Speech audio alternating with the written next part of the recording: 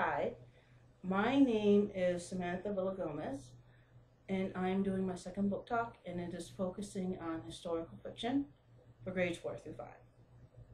I might use some terms that you might not know. I try to use terms from the books that reflect the time period the books come from. If you have any questions or want me to explain anything, please save it till the end. The first book I plan to talk about is called Bud, Not Buddy by Christopher Paul Curtis. Have you ever felt like you didn't belong? 10-year-old Bud, not Buddy, has felt this way ever since his mother died 4 years ago. It is 1936 and in the middle of the Great Depression. Bud is tired of feeling like no place is home and of being treated terribly by his foster families. So he decides he's going to run away and go on a lam to try and find his real daddy. The only problem is he doesn't know who his real daddy is. With his suitcase full of all of his things and some flyers left by his mother, he makes his way to Grand Rapids, Michigan to try and find his real daddy, Herman E. Calloway. Calloway is a jazz player for the band the Dusky Devastators of the Depression. As an African American, it is both a dangerous and exciting time. Bud ends up in a Hoovertville. Hoovertville is a place where, when families lost their houses, they moved in together. It was just a shanty town. He ends up getting his first kiss there. But the police come and raid the Hoovertville and try and close it down because they were illegal back then. He ends up trying to catch a train, but he misses it. And the train was going to Chicago, and it would have taken him away from where he wanted to go. So on his own, he finds himself in the car of a man he thinks is a vampire because he has a box full of blood. But it turns out the man was taking his blood to a nearby hospital. Will Bud's adventures ever end? Will he ever find his real daddy? You can find that out by reading Bud, Not Buddy.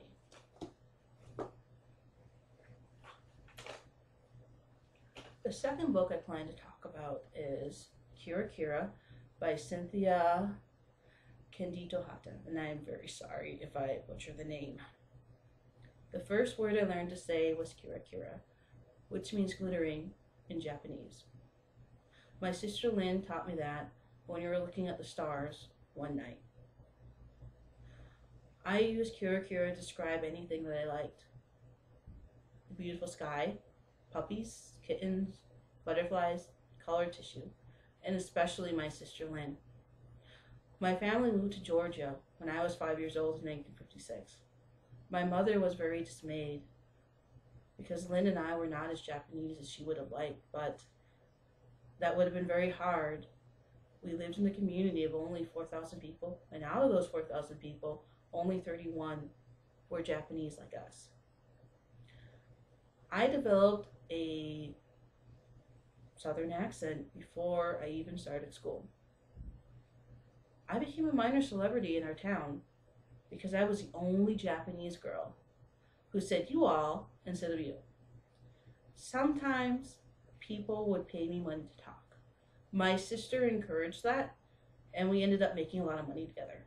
I spent all my time with my sister Lynn.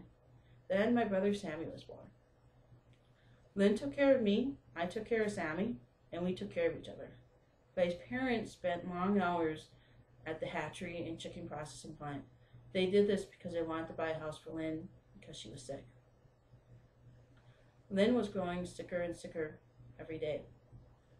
Some days, Lynn would stay in bed, looking frail and pale against her white sheets. I wanted to be good like Lynn.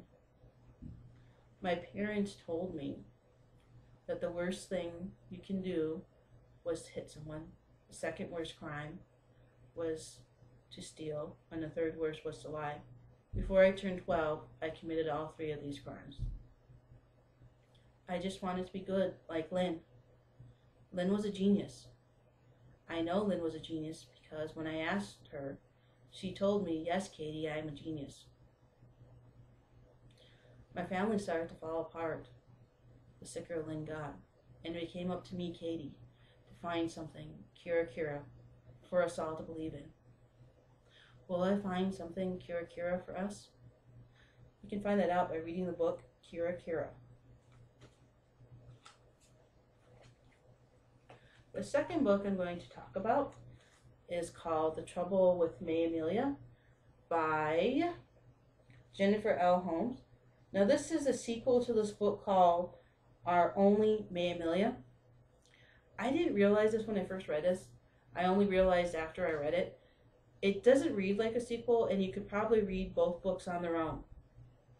It is the 1900s, and May Amelia lives with her family on the Nestle River in the state of Washington. Her family owns a farm, but her father also works in a logging camp. May Amelia is the only girl among her 7 brothers. They are Finnish immigrants. Her father says that he would prefer to have 1 boy instead of a dozen May Amelias. But he did say that after she cleaned out the starter yeast and they could not have bread for a week. May Amelia is clumsy, and she does have a habit of making a lot of mistakes. She is not a very good lady. She does not make a very good lady. Her family hates when she has to cook. The first time she ever cooked for them, she tried to make chicken. She spent so much time chasing the chicken around and plucking him that the chicken